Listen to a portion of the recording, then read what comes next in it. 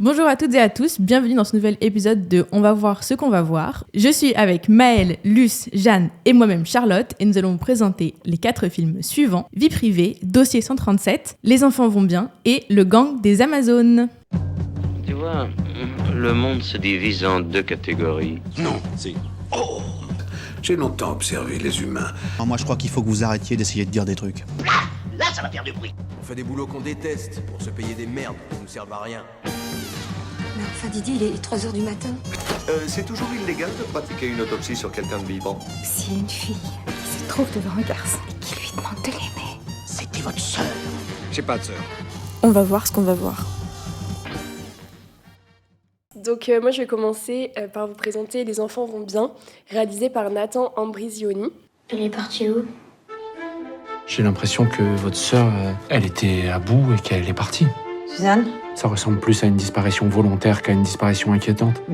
Donc vous allez pas aller la chercher? Non.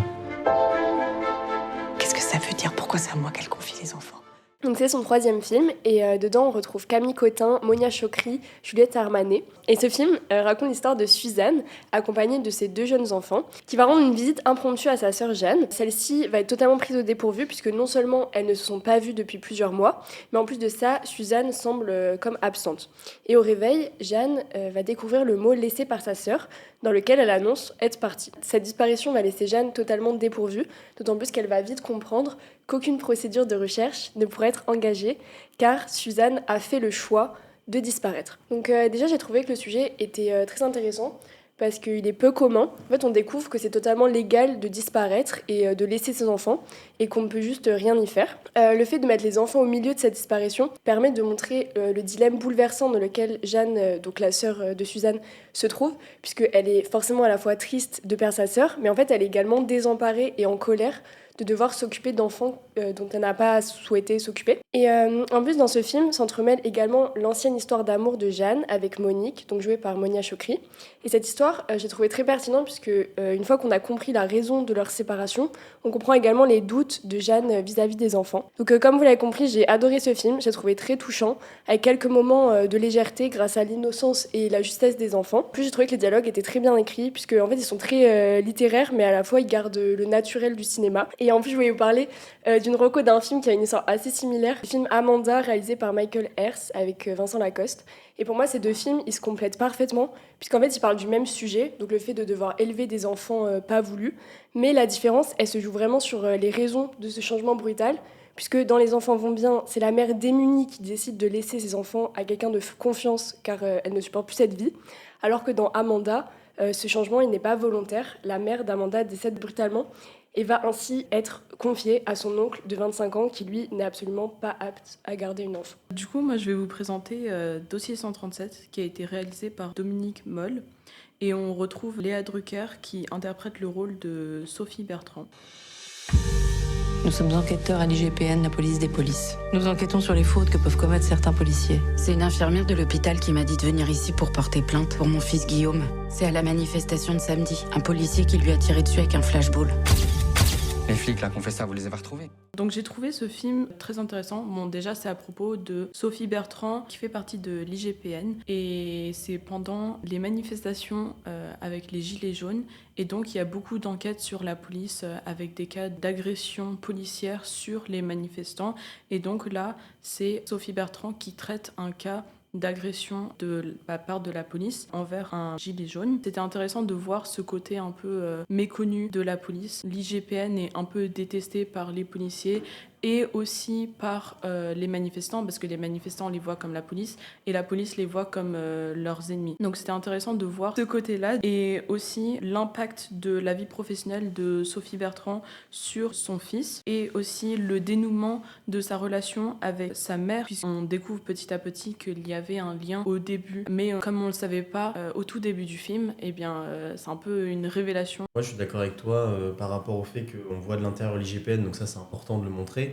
Après, cela dit, c'est quand même assez très convenu. Et je pense que, bon, quand quelqu'un qui n'est pas au courant de tout ce que la police peut avoir problématique pourra être intéressé par ce film, de voir l'envers du décor. Mais quand on s'intéresse déjà un peu à tout ce qui est violence policière et à tout ce qui s'est passé pendant les Gilets jaunes, je pense que voilà, on n'est pas surpris de la critique qui est faite. Et c'est vrai que pour le grand public, avoir cette critique-là du système policier, je pense que c'est bien. Dominique Moll, là, il fait quand même un bon film sur les rapports de force entre les flics et les enquêteurs. Mais je trouve quand même que j'aurais bien aimé suivre un peu plus les protagonistes et ne pas être dans ce film qui reste en surface un peu. Alors moi, je trouve qu'il n'y a pas assez de tension et par moments, c'est très lent. J'ai un peu perdu cet intérêt-là. Je pense que c'était fait exprès que ce soit lent parce que une enquête policière, c'est lent et on voit bien qu'elle veut à tout prix trouver la vérité, mais on l'en empêche un peu. Et aussi, ce qui m'a beaucoup marqué, c'était le témoignage à la fin de celui qui s'était fait attaquer. Et on voit du coup qu'il pourrait jamais vivre une vie normale, en fait. Et que cette attaque, ça le marquera à vie. Donc ça fait un peu réfléchir à ce sujet aussi. Oui, à ce moment-là, je me suis demandé si c'était de la fiction ou du documentaire, parce qu'en fait, ça pourrait être un vrai témoignage, vu qu'il y a eu pas mal de gilets jaunes qui ont subi ce genre de violence. Après, c'est vrai que j'ai l'impression que le film ne prend pas position. Ça, c'est dommage qu'il va absolument montrer les deux points de vue, mais en vérité, ils sont à la fois irréconciliables, les deux points de vue. Et en plus de ça, elle lutte contre un système qui est trop grand pour elle. Donc, dans tous les cas, je pense que ça aurait été bien d'avoir une prise de position un peu assumée. Cela dit, elle est vraiment bien, l'actrice, et je pense que c'est important d'avoir ce genre de film dans le contexte politique actuel. Mais aussi, autre chose qui m'a beaucoup marqué, c'est le fait les policiers seront toujours vus comme des héros parce que ils n'ont pas eu de sentence, en fait. Et ça, je sais pas des héros, parce que même le fils, il dit « Mais maman, pourquoi tout le monde déteste la police ?» tu vois. Oui. Et il a honte de dire à l'école que ses parents sont flics, parce que oui, il y a une détestation de la police. Et justement, ça donne une empathie, sauf qu'en fait, c'est un peu toujours le même discours qu'on entend de « Oui, si la police n'était pas là, qui nous protégerait ?» Ou alors « Oui, les policiers du Bataclan sont des héros. » Ils ont quand même des privilèges que les autres, que les civils n'ont pas, quoi. Oui, ça on le voit bien. Ça, je suis d'accord qu'on le voit bien, parce que les films policiers qui ont été faits récemment, ils avaient un peu tendance à avoir que le point de vue de la police, et là c'est bien d'avoir quand même un point de vue différent et de montrer que oui, en fait la police elle est protégée et que elle est un peu seule elle veut bien faire son travail, mais en fait quoi qu'il arrive, sa hiérarchie va lui dire on enterre le dossier et puis c'est fini. Exactement. Je vais vous parler de vie privée de Rebecca Zlotowski. C'est à propos de ma patiente. C'est la 3e séance que vous avez ratée sans prévenir, Paula. Au bout de 3 séances, je suis quand même en mesure de m'inquiéter. Je pense qu'elle était assassinée. Donc on suit Jodie Foster qui joue une psychiatre assez reconnue qui se retrouve à vouloir enquêter sur le suicide d'une de ses patientes avec laquelle elle noue une relation assez particulière. Bon, dès l'ouverture, on est pris un peu dans cette ambiance thriller avec la musique Psycho Killer des Talking Heads. Donc dès le début, le ton est donné. Jodie Foster, elle joue donc cette psychiatre qui semble dépourvue d'empathie, qui semble totalement déconnectée en fait, qui n'a plus vraiment d'intérêt pour ses patients. Et puis à l'image d'une des phrases qui sera prononcée pendant le film, vous m'entendez mais vous ne m'écoutez pas. Donc on voit vraiment qu'elle est dans cette optique là. Et puis le suicide d'une de ses patientes va vraiment raviver son intérêt pour la vie, et on tombe alors dans ce film néo-noir un peu à la Hitchcock ou à la De Palma en passant par David Lynch, où on a ce perso qui est à la fois insupportable mais insupportablement attachante. On est à la fois dans le thriller, dans l'enquête, dans la comédie, et donc on est dans ce film dans un film très fantomatique, c'est-à-dire qu'on va beaucoup jouer sur les esprits, les fantômes, les figures. Il faut pas chercher le rationnel, il faut se laisser vraiment emporter et déconcerter par le film, comme un film de David Lynch d'ailleurs. Il faut pas chercher le sens, mais plutôt se laisser porter par ce qu'on voit. Alors, il y a pas mal de scènes très, très intéressantes, la scène de l'hypnose par exemple à Aubervilliers, ou alors la séquence chez le médecin, donc son ex-mari joué par Daniel Auteuil. Le travail sur la mémoire aussi, c'est intéressant, sur l'identité juive, ça reste intéressant à traiter. Donc on a un super casting, Daniel Auteuil, Vincent Lacoste, Virginie Efira, Mathieu Amalric, Jodie Foster bien sûr, qui parle en français, ça c'est toujours délicieux, mais ça reste quand même des personnages qui ne sont pas exploités, je trouve, c'est dommage. Daniel Auteuil, c'est le seul qui a un espace de jeu un minimum libre, et du coup ça se ressent vraiment qu'il y a cette liberté et c'est très agréable à voir. Il y a un très bon travail aussi sur la photographie, l'image est bien travaillée, mais bon, le casting n'est pas exploité et on tombe très souvent dans la mise en scène dans un téléfilm TF1 quoi, vraiment le feuilleton policier de base. Et c'est dommage parce que ça reste quand même des persos bourgeois pour qui on a du mal à ressentir de l'empathie. Mais bon, le film, ça reste au fond comme une thérapie pour le personnage de Jodie Foster et peut-être pour nous aussi l'occasion d'explorer notre intériorité. Donc le film, au fond, c'est peut-être un grand jeu. Voilà, il faut se laisser prendre au jeu et oublier ce côté un peu cheap, un peu téléfilm, pour se laisser porter par les thématiques qu'il aborde. et par la tension peut-être aussi qui émane du film. Du coup, pour donner du contexte, donc à la fin du film, bon on spoil mais c'est pas grave, à la fin du film, Jodie Foster, la psy, elle revoit une image d'enfance et en fait c'est une dame de dos avec 2 enfants. Donc ça c'est l'image dans un champ, une sorte de champ. Moi je pensais que c'était une image d'archive tirée d'un autre film parce que le film fait beaucoup de refs à d'autres films. Je vais pas rentrer dans les détails mais il y a des refs à d'autres films de Daniel Auteuil, enfin bref, il y a pas mal de refs vu que la réal de toute façon est cinéphile et elle a étudié le cinéma, elle a fait la féministe, tout ça, mais là, cette séquence-là, ça m'a surpris d'apprendre que c'était de l'IA. Et ça pose une vraie question sur la place de l'IA dans les films, je sais pas ce que vous en pensez, mais... Bah moi je trouve que ça a pas grand-chose à faire là-dedans. Enfin, à la limite, pour aider avec les effets spéciaux et tout, ça se fait depuis longtemps quand même, mais faire une scène entière avec de l'IA, sachant que, enfin, d'après ce que tu décris, ça aurait pu être facilement filmé avec 3 effets dessus pour donner une image un peu plus nostalgique. L'IA, du coup, qui est de plus en plus présente dans l'art contemporain, à mon avis... Tout ce qui est créé par de l'IA, c'est pas de l'art. Même si vous dites que c'est compliqué de faire ci, de faire ça, je comprends pas l'utilité de faire de l'IA, à part peut-être il voulait être un peu moderne ou... J'ai pas trouvé je crois pas qu'elle en parle, mais ce serait bien de peut-être lui poser la question, mais parce que c'est vrai que là c'est quand même compliqué d'avoir l'IA qui est utilisée. Enfin, je sais que moi je trouve que le travail sur les archives c'est toujours très intéressant, donc elle aurait pu en utiliser. Surtout qu'elle fait beaucoup de refs au cinéma, comme je l'ai dit, il y a même Frédéric Wiseman qui fait un caméo dans le film, donc c'est un grand documentariste américain pour ceux qui connaissent pas. Il est là dans le film, il joue son psy à elle en fait. Donc c'est assez intéressant qu'il soit là. Et ça montre que Rebecca Zotowski, elle a vraiment une culture de cinéma et je trouve ça dommage. Moi ça me rappelle un peu le débat qu'on avait sur la CGI à l'époque. Moi je sais que je suis plutôt quelqu'un qui aime bien les décors travaillés naturels parce que c'est un vrai métier les décors. Et la CGI ça enlève ça parfois. On l'a vu dans Wicked d'ailleurs. Wicked, le premier Wicked, il a été récompensé parce qu'il a eu des décors magnifiques. Et pour l'avoir vu, je suis d'accord que les décors sont très beaux. Mais le deuxième Wicked, que j'ai vu il y a pas longtemps, il y a beaucoup plus de CGI et beaucoup moins de travail sur les décors. Il y a vraiment une paresse, donc ça c'est dommage. Et là pour l'IA, je sais pas du tout, parce que même les doubleurs en soi, ça remplace leur métier. Il y a plein de doubleurs maintenant, ça va être remplacé quoi. Mais même des acteurs, maintenant il y a des acteurs totalement faits en IA, avec des agents. Enfin surtout moi ce qui m'énerve c'est quand c'est des films avec des gros budgets comme ça, et qui pourraient clairement se permettre de perdre un peu d'argent pour faire une vraie belle scène. Moi, ça me fait penser on sort du sujet, mais ça me fait penser à la musique. Il y a une artiste IA aux États-Unis qui a signé un contrat à plusieurs millions de dollars. Ouais, j'ai vu ça. Et elle n'existe pas, et pourtant elle a signé un contrat et tout. Et même les plateformes comme Spotify, maintenant, ils autorisent les musiques IA sans contrôle. Mais surtout, il y a 10% des nouvelles musiques qui sont faites par IA. Mais Deezer, justement, ils ont une politique, je crois, où genre ils interdisent l'IA, mais... Ouais, parce qu'il y a une musique qui a grave percé sur TikTok. Oui, ça me dit quelque chose. Même sur TikTok, souvent, il y a des sons qui sont utilisés et en fait, moi, j'entends et c'est vrai que je me dis, la qualité est pas bonne. Et genre, un mois plus tard, j'apprends que c'était l'IA et qu'en fait, personne n'était vraiment au courant. Et tout le monde fait semblant, mais ça s'entendait et tout, mais pas tant que ça, en fait. Enfin, il y a juste un souci de qualité, quoi. Très peu maintenant. Mais c'est super difficile de différencier parce qu'on a beaucoup avancé en termes d'IA. Même notre ancien ministre de l'Éducation nationale, il a fait une chanson en IA, Jean-Michel Blanquer. Je sais pas si vous avez vu. Ah bon ? Attendez, écoutez la team. Bien loin comme un bohémien, par la nature, heureux comme avec une femme.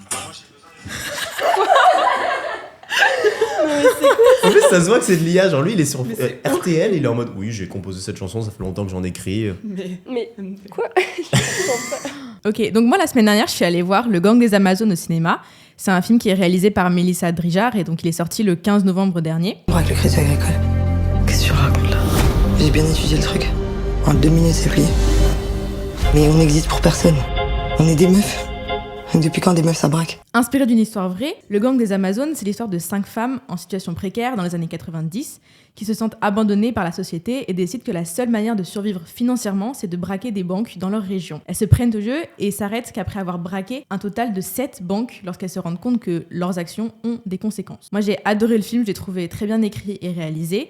Je trouve qu'il est parfaitement interprété par les actrices principales, les très talentueuses Mallory Wanek, Lina Koudry, Laura Felpin, Isia Higelin et Kenza Fortas. Et je trouve que c'est une histoire poignante et on s'attache vraiment facilement au personnage. Le film, il est intéressant surtout dans la manière dont il représente la société de l'époque et encore d'aujourd'hui. La réalisatrice a affirmé ne pas avoir eu l'intention d'en faire un film politique, ce qui est d'abord particulièrement dommage car selon moi, on peut pas raconter une telle histoire sans parler politique, mais aussi, à mon avis, partiellement raté. Les réactions des différents personnages secondaires face aux crimes des jeunes femmes représentent bien l'accueil que ces dernières ont reçu dans toute leur vie par la société, c'est-à-dire par exemple l'hostilité du système qui n'a pas de problème à couper les aides financières d'une mère de 2 enfants, le mépris des classes supérieures dont provient la plus jeune du groupe et dont les parents sont contre l'amitié qu'elle a avec les 4 autres femmes. Et enfin, comme l'explique un des avocats de la défense, le fait que les conditions de vie des classes inférieures sont factrices de risques sociaux liés à la délinquance. En tout cas, je vous invite à aller bien sûr voir le film, mais aussi à vous renseigner sur le cas du vrai gang des Amazones, dont l'histoire est légèrement romantisée par la réalisatrice pour faire un bon film. Et par ailleurs, j'en profite pour vous recommander The Bling Ring de Sofia Coppola,